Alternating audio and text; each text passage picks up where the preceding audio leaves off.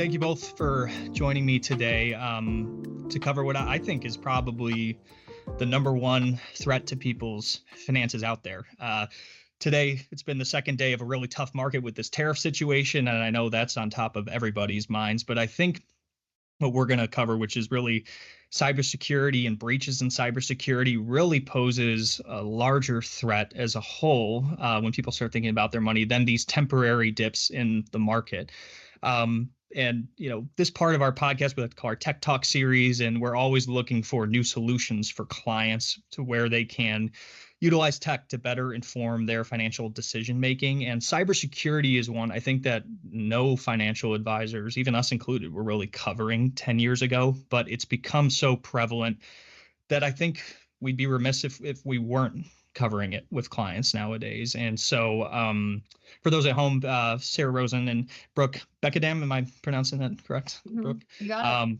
Represent a company called BlackCloak. They're a fantastic solution we've been looking at for our high net worth individuals, families, and corporate executives, where they really provide, I think, a white glove service when it comes to cybersecurity. But I thought before we even got to more of a background on what BlackCloak does and who you are, I thought it might be helpful just to talk to the size of this issue that we're dealing with. And I think the main thing I've noticed, and I've gotten a number of calls from clients this year that are dealing with breaches in cybersecurity, is that it's still more reactive than proactive, number one.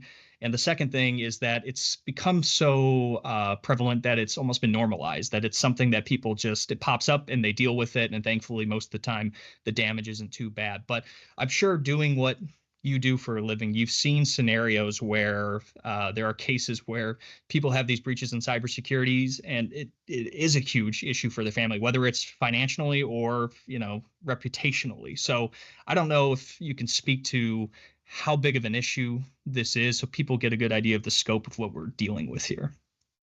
Yeah, I'm happy to. And we're fielding these questions from individuals daily. So we have a pretty good pulse on how people are feeling about cybersecurity in general. Cybersecurity is a concept created sort of in the military and in business, right? There's plenty of cybersecurity thought process, development, evolution happening in the military. And then again, every corporation in America has some sort of information security team who is defending against, protecting their information and defending it against people who want to steal it, right?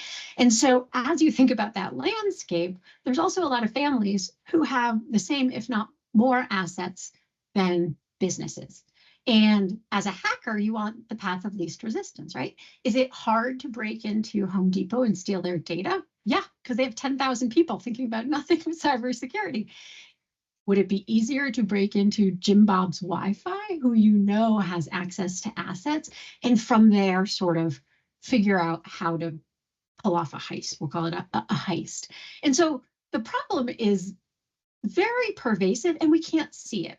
So the news, for example, it focuses on scams that affect all of us. So recently, it was a scam. It was E470, which is the Beltway here in Colorado. And it was telling me I owed $400 and they were going to turn off my access if I didn't respond to it, right? That is something that a lot of people in the US got. That is a wide net that hacker was casting, and maybe 200 people fall for it and send $400, right? What we're talking about with this target, this group of individuals, these high net worth, high profile individuals, which is where BlackCloak focuses exclusively, there's a different tier of hacker here. I call them the Ocean's 11 hacker because if you've seen the movie, it gives a really good idea of the amount of preparation, resources, and strategy that these guys are willing to put in, guys and gals, that are willing to put in order to get to Jim Bob through his Wi-Fi. So in terms of horror stories, and there's plenty, right? Everybody has had a little situation, where something went awry, and we like those. It inspires people to understand this is real. There's a situation, this must have been a year and a half ago, maybe a year ago at this point. They weren't a client. It was a husband and wife. They were doing a dual vacation and work situation. They flew to Dubai. They stayed in a very nice hotel. They were in Dubai for 2 weeks, I believe. They got back on the plane, 17 hours back to LAX. When they landed at LAX, every single one of their digital passwords had been changed. Every one. If you think about like your Excel, that your energy, right? Login, every single one had been changed. So that's a situation where it's pretty clear somebody had been sitting in their email or on their device for a very long time. Not unusual for them to sit and watch for a year, collecting information, collecting the details, in their case, maybe collecting passwords and pulling it all together in a heist-like fashion. Both of them are about to be on a plane for 17 hours. The chances that they have Wi-Fi are slim. And so this is our 17 hours to sort of execute the heist. And that's why I call them heists, because they really are very well orchestrated and quite targeted. Yeah, I think that's very interesting context, and it kind of leads me to, BlackCloak itself. And you mentioned, hey, there's a very specific group that we work with, and not everything is everything to all people. But I know there's, different measures, people even when they're starting out, a lot of people just have nothing in place and they say, where do I even start? Do I need someone like BlackCloak? And so we've had very preliminary conversations with clients about, well, there's some simple but effective measures that, you can put in place just yourself. One that's really common nowadays is this multi-factor authentication, MFA, which basically means a lot of the times you're getting a text, anytime you're trying to log in to view your bank statements, or your financial accounts, or even, your Chipotle login, you can set up MFA nowadays. So that's a good starting place. And I know other people have used things like LifeLock or Privacy Guard when it comes to identity theft, which I know is a whole separate issue about people getting a hold of your information and then pretending to be you, setting up new accounts elsewhere. But I think BlackCloak seems to be that third layer that's really important for a subset of individuals. And so maybe could you speak exactly to how BlackCloak goes about this, where maybe the cutoff is for someone who you think needs BlackCloak and maybe those that don't, and kind of the services, that you use to help effectively combat, some of the threats that are out there? Yeah, sure. I think it's important first to define cybercrime. We say cybersecurity, which is a defensive posture, right? What are we defending against? And it isn't clear, right? It's this enormous umbrella. They're trying to steal money, and they usually do it with data, and we know it's digital. That's kind of the extent of folks understanding cybercrime. So before we go into the solution, let me define for you what cybercrime actually is. So here is what is happening in almost every instance. There is a bunch of seemingly innocuous information about all of us digitally. It is on data broker sites, it is on social media, it is on the dark web, and in isolation, it might not seem like it's going to be harmful, right? The floor plan layout to your house that's still on the real estate site, your car 12 years ago, right? In isolation, these things might have minimal damage, but what the job of the hacker is to take that seemingly innocuous information and use it in super creative ways to do one of three things. One, they want to trick you. They want to have enough information that when they call and pretend to be Apple and try and trick you into downloading malware on your computer, they're successful because they have little pieces of information. I mean, these are essentially con men that we're dealing with, right? They're building your confidence, right? Is this George McCabe? Is this your address? Is this the year you bought your computer, which they can find out if they're in their financial records, right? And now you're like, okay, your guard goes down a little bit.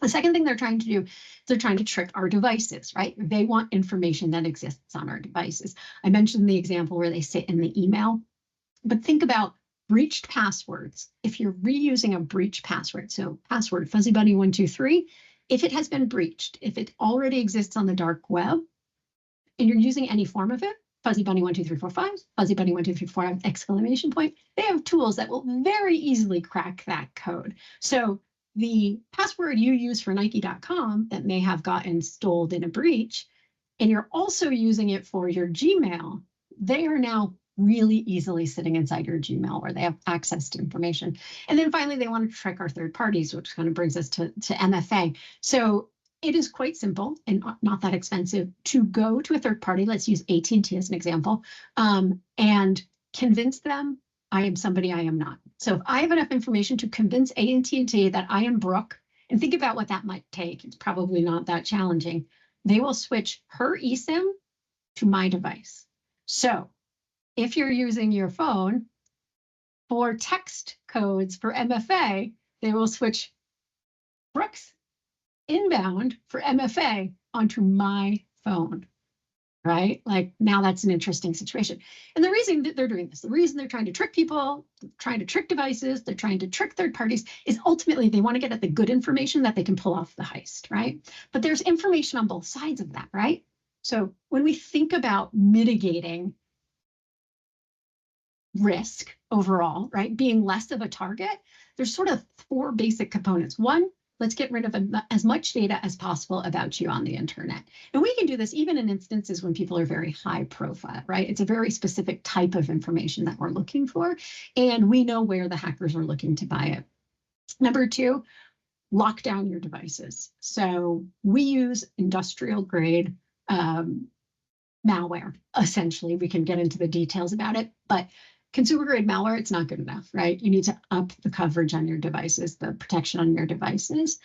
Your home. So your Wi-Fi, public Wi-Fi, is a huge access point to anything in your home that's connected to that Wi-Fi. So if your Wi-Fi is insecure and the device settings, so let's call it a Ring doorbell or a Roomba or a smart TV, whatever it is, if the settings on that device aren't set up in a way, then whoever can access your Wi-Fi can then access your devices and therefore the information that is happening within your home.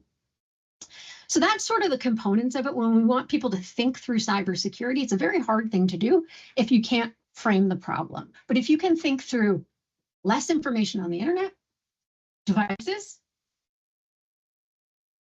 Wi-Fi, and then the third, that's interesting. Then the third will be, there's a heart sort of coming up from my hands. The third would be educating ourselves. So having a Google News alert set up that just says scam or high net worth individual scam, checking it every couple days. The articles are never long or complicated. They're all pretty simple, and just staying abreast on the new, sort of what's new and innovative in the world of hackers. Yeah, and I'd like to dig in. So you mentioned all the different ways that these criminals are getting through and using people's information or finding people's information or getting through their devices. It's almost like I don't know what I don't know, and the purpose of this is not to scare the living daylights out of people, but just to bring home the importance of this issue and the scope of this problem. What are probably some of the different ways that these criminals are getting through to people's devices, or even common misconceptions about, well, just because they got into my phone, or even one of my kids' phones, then I'm fine. Most of the important information is on my device, and so if they get through to one of my family members, they can't get to me. Are there things like that are out there that are just people don't understand? Well, no, that it is possible that they can find a way to you. So are there common things like that where these high net worth families think, well, whoever the primary income driver is, well, as long as I'm protected, on my main work computer, that's all that matters. Is there, an explanation of, how many different ways are people getting through to these individuals? They're not going to try and break into your work computer because they're absolutely right. That is well protected if you work for a corporation or really a business. They're going to target your personal devices. And so when you think about your personal devices, and don't just think, can they break in and therefore steal elements of it? So let me give you an example of a recent sort of instance. So this is probably something most people can relate with. You are the husband of a husband-wife pair. Your wife enjoys the first day of school. On the first day of school every day, your wife takes a picture. It's really popular on social media to have a chalkboard that says something like the teacher's name and the grade and your kids' favorite snacks and what they're hoping to accomplish this year. Seemingly innocuous. They post it because everybody's posting it because their children's going into the second grade. Fast forward 3 years. That information alone, the name of the teacher, or even immediately, it doesn't even have to fast forward, the name of the teacher, what the kid likes, think about that in a devious sense. How can you use that information in a devious sense? I could call the mom and tell her I needed X, Y, and Z because Mrs. whoever the teacher is told me that Johnny, and then, even that basic example. And so it's really how creative they can get in getting your devices. The only way to increase or reduce the likelihood of them getting on your devices is to have stronger protection in place. Okay. And I know it's an ever evolving landscape where the tactics that criminals were using 5 years ago are vastly different than what they're using today. And I think an IT person our company works with put it well when he said, every time we build the walls higher, the criminals build a taller ladder. And so, one thing we want people to get out of this is some, awareness of what's the most up-to-date type of scams that people are using and how can they protect against them. So can you speak to how that's evolved over the years and how it's improved? And again, just speak to the importance of addressing this because it's gotten so much more sophisticated.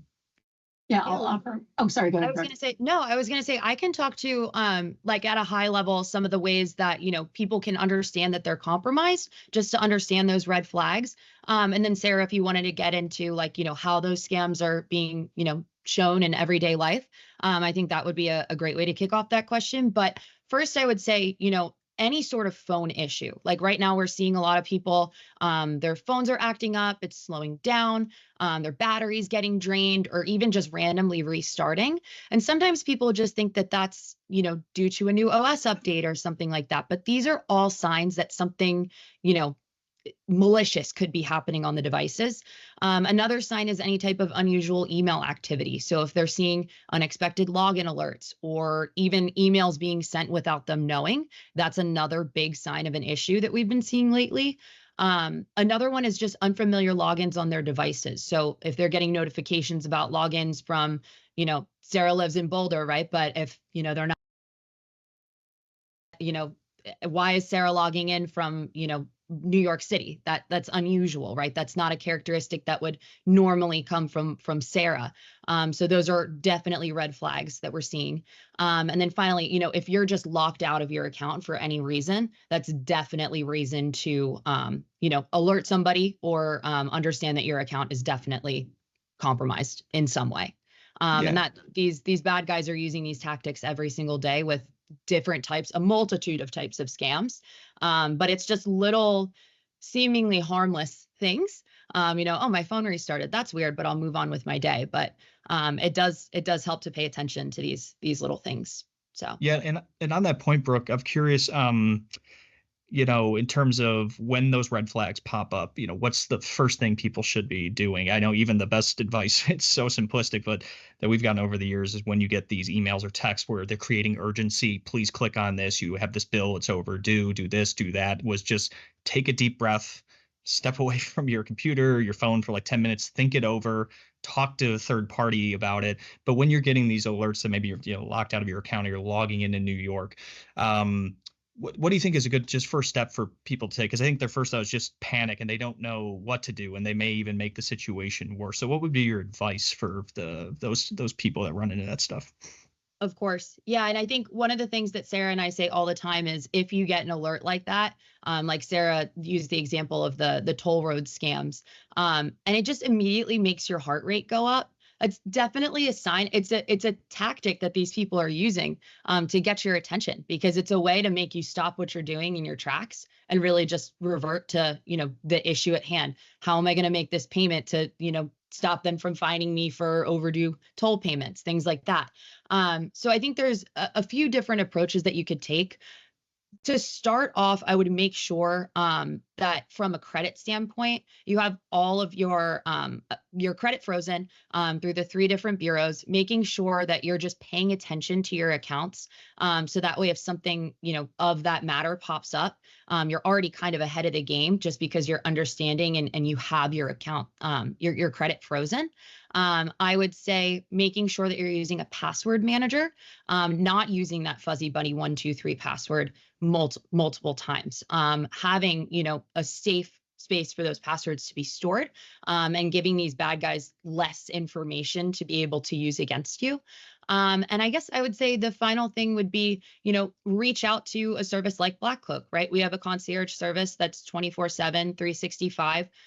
We're there for when you get that email, right? Something seems a little bit fishy. It made me stop in my tracks. Why don't I just send this to the team, have them do a once over look, and just, maybe there isn't something wrong, but you'd rather be safe than sorry in a case like this.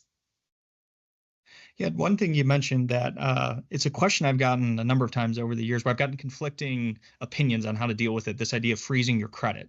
And I've heard of people, when the situation arises, they immediately do that, which is great. But what about proactively freezing your credit before it happens? I've heard some people say, yeah, that's great because nobody can go out there and, create new debt under your name. But I've also heard it could be maybe a hassle to be freezing. And then if you, are going to file for a mortgage, to have to unfreeze and then explain it to the mortgage company, your lender. Do you have a position on that, on whether people should be proactive in doing it, just to have it there? Yeah, we have a strong one. You're insane if you don't do it. Okay. But let's talk about the reputation that it has. First of all of our social security numbers are on the dark web. There was a breach last fall, and based on the information we know about the breach, we can sort of deduce that every American social security number was sold in that breach. So you should just assume your social security number is on the dark web. And it is most useful when we think about credit and otherwise. And so to put a credit freeze in place, you have to go to 3 different websites and click a radio button that says freeze my credit. I think you have to prove you're you. So there's probably a security question or not. Then this is just new credit, net new credit. So if you were going to the Jaguar dealership and you decided without much forethought you wanted to purchase the Jaguar, you would then just click the radio button on those 3 websites, and you can do it on your phone. BlackCloak does have an application that brings you directly to where those radio buttons are within those 3 sites. You still have to prove you're you, but it simplifies the process. And it's really, there is no negative sort of impact on it, besides a slight inconvenience at a time when you are requesting credit, which usually is a planned event.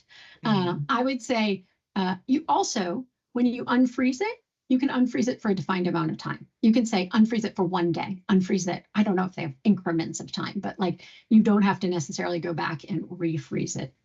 Okay. And I'm sure your opinion is, I feel like one thing that might come up because some people aren't applying for credit all that often is they put it on and they just forget. And then they're at the dealership, they put it through and they're like, oh, now it's not going through. Maybe it dings their credit score, but I feel like it's probably the pros outweigh the cons. Even that means you'll eventually be able to get that sorted out with the dealership, correct? Yeah. If something major event happens, with your information, that might be harder to reverse. So that makes complete sense to me. And thank you for clarifying that, because like I said, I've just heard different opinions on it over the years, but that's pretty definitive. So thank you very much. Yeah, we're thinking from a cybersecurity standpoint, so know that. Yeah. True. I mean, fair, once that fair. information falls out of the bottle, right, it's really hard to get it back in. So Understood. Okay, great. And I think, Sarah, you were going to speak to, we were talking about, the red flags, but then just recent scams and the improvement of these scams and where things stand as of today. So what's the most common things that you're seeing? And I guess what are the newest threats that are out there now that weren't out there even 5 years ago? So I think we think, and we assume that when we think about how these scams are evolving, we think in like highly technical ways, right? Like if you think about a movie with a coder and they're in a dark room and there's a green screen and there's a bunch of code that us lay people don't understand, that's not necessarily the case. So let me give you an example of an age-old scam that they dusted off last fall, and it was very successful financially for them. I don't know who them is. So we've all heard this. It's as old as time. You get an email, says, we've been looking through your camera. We're going to tell everybody what we saw unless you give us $2,000 in Bitcoin. Everyone's pretty aware that that's a scam at this point. This fall, they did that. They added a picture of your home that they got from Google Maps, and their ability to connect you to your address, and seemingly innocuous information, right? Connect to you to your address isn't that hard. And then Google Maps, unless you've actively blurred it, which by the way, BlackCloak helps you actively blur it, your house is available. It's just having that picture of the house, and they added a sentence that says, or we can talk about this in person, and people were so upset. That's such a simple innovation, right? Like that's almost nothing, but it completely revived the scam.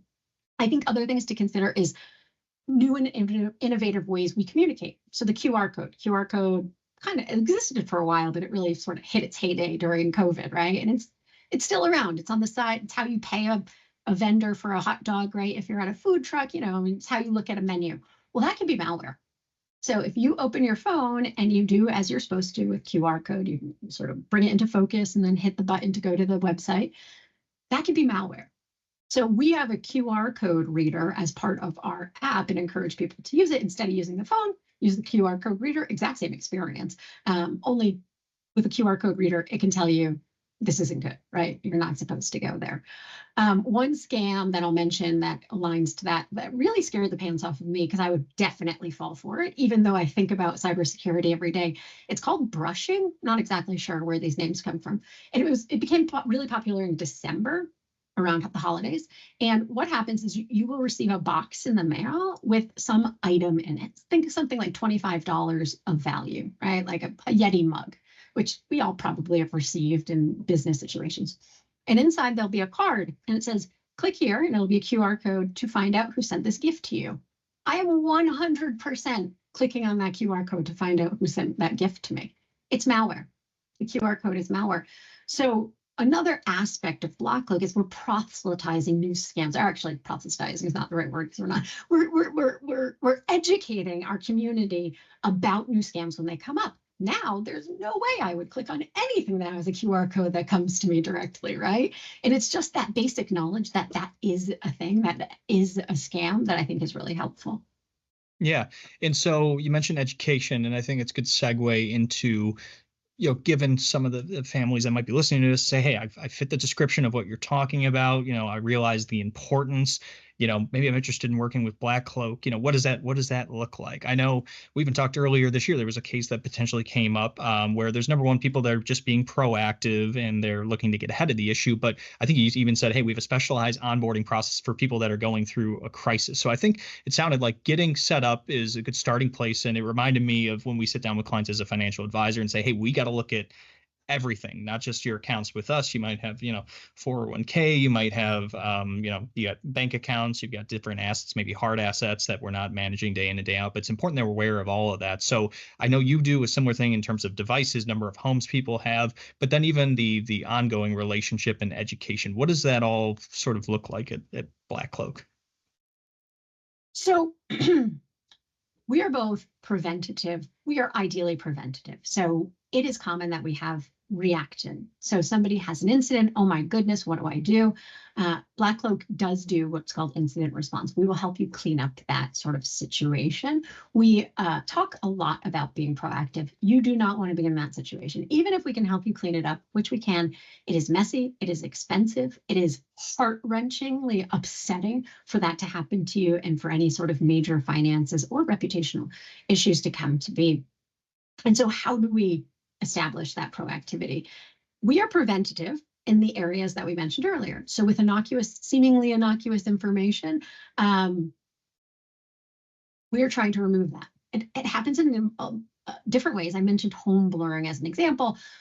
The big bucket that we're doing is around data brokers. This is marketing. If you Google somebody's address, and you've probably seen a data broker, they want 99 cents and you can have their address. That's a data broker. There's about 600 of these guys, we think, that exist in the world, and they're unregulated. So they can use your data. They can make up the rules on how they use your data, and how when you request they not use your data, they can make up the rules. So that is to say, you could ask them they could require you to ask them on the 1st of the month and they'll take it down for 3 weeks, or they could require you to ask them in August and they'll take it down for 4 months. And so this becomes a huge whack-a-mole situation. If an individual is trying to get their information off data brokers single-handedly, is it possible? Yeah, I think it's possible. It is more than a full-time job.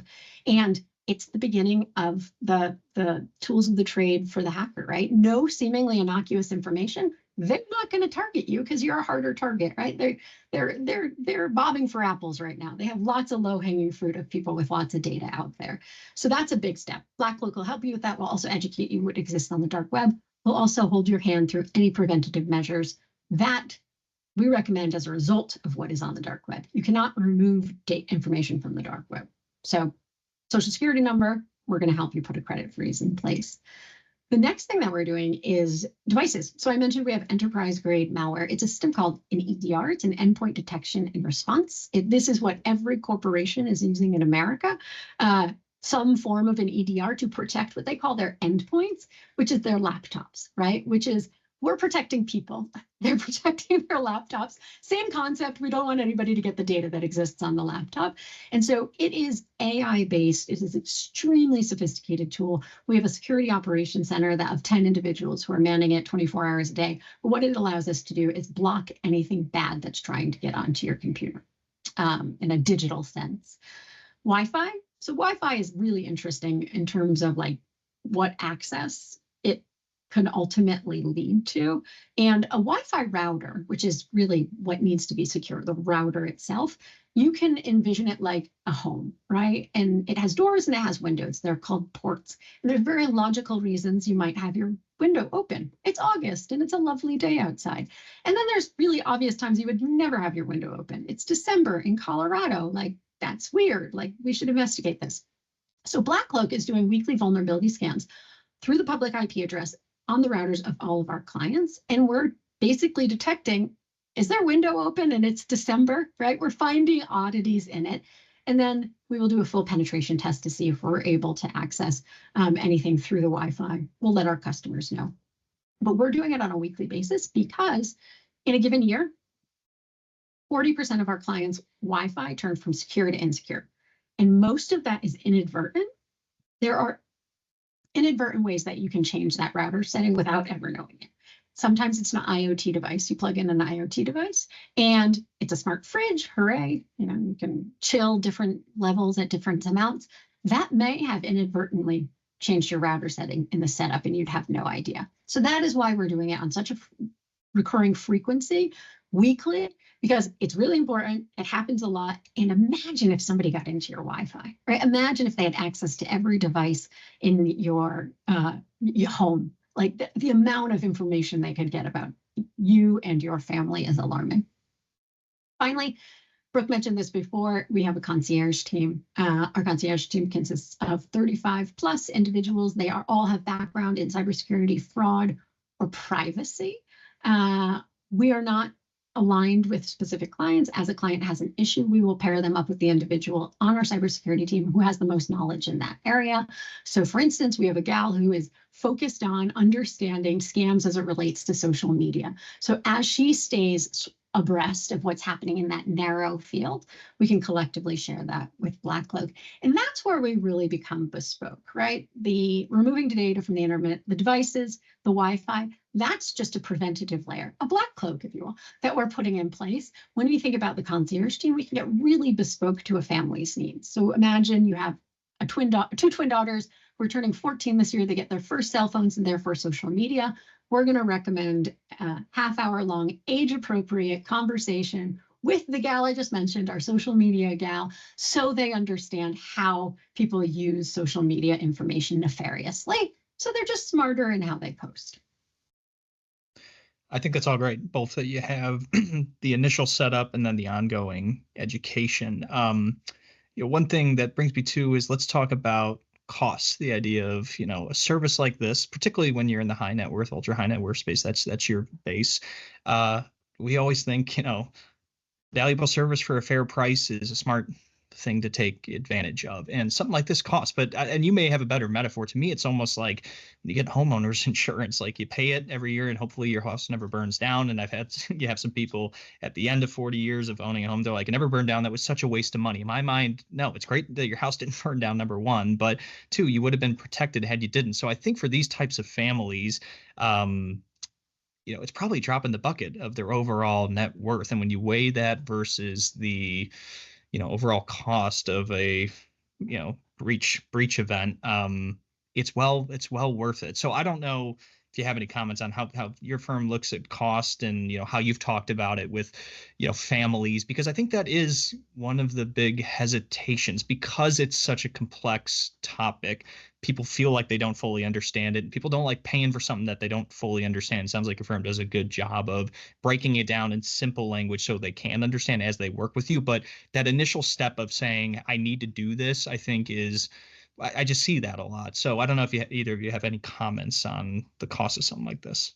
Yeah, and I think we can share our cost broadly. So we are based on an annual renewal cycle. So you join BlackCloak for a year, and pretty much any household you can construct, it's going to be less than $10,000 a year.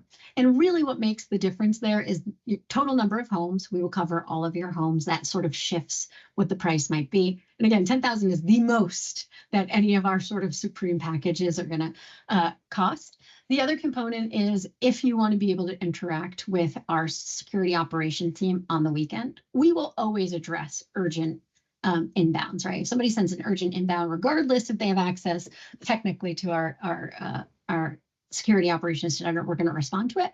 But if you want to talk to them about how to click in a link on a Saturday afternoon, sure, we can make that, we can establish that for you. I think people can determine if they can assess. It is hard to assess if the pricing because we don't have any equal competitors in the market. So if you're looking at LifeLock, which is identity verification, which is really just looking at sort of the credit and the fraud, that's what, $70 a year? I'm not even sure, right? We seem considerably more expensive, but understanding the comprehensive nature of what BlackCloak is doing on behalf of your family to be protective, then all of a sudden, once people understand it, we tend to get the feedback that like, oh, well, absolutely, I'll do this. This makes all the sense in the world. Yeah, and that's really, what brought me to reach out to your firm in the first place. And there's no, for any of our clients that are listening, there's no business relationship between us and BlackCloak. I just had read about this through an advisor article a number of years ago, and it just spoke to what clients in that wealth space typically need, which is they need something that's more comprehensive than the typical individual. And they do like the ability to be able to talk to their quote unquote professional when they have time for it or when they need to or when there's an emergency. And that, I think, is kind of unique to BlackCloak from some of these other services I've seen. Even a lot of the identity theft protection entities that are out there, they're just huge outfits. And so every time you're talking to a new individual, you've got call wait times. It can be frustrating. And frankly, people that, are at that level of wealth, typically have less of a tolerance for that, or they just think that they can afford, a better level of service. So I think that BlackCloak is really hitting that well and fulfilling that need for them. But those were, a lot of the top items I had, and I think you both answered all my questions very, very well. But any other items I didn't mention that you think are critical to cover for clients of ours that should be thinking about this type of service, or just anything about BlackCloak that I missed? You had mentioned how people can review themselves, and the way I interpret that is almost like deduce how big a risk they're in, right? How much of a risk that exists. So BlackCloak does do risk assessments, and we have a couple different brands and varieties, but we can help illuminate a little bit more specifically exactly how much risk you as an individual have as a result of cyber and digital and privacy. So that's one aspect. I believe we're the only ones doing that in that space right now. But if you go back to that privacy, so there are a lot of firms that are removing your information from the internet. If that's all you want, which is super important, it's a great step if that's all you want. There are tons of firms that are doing that. What they're not doing that BlackCloak is unique in is also tackling the devices, the Wi-Fi, and then to your point, having a concierge level of service. Our onboarding is 15 minutes. That is all we require to put 75% of what I talked about in place, right?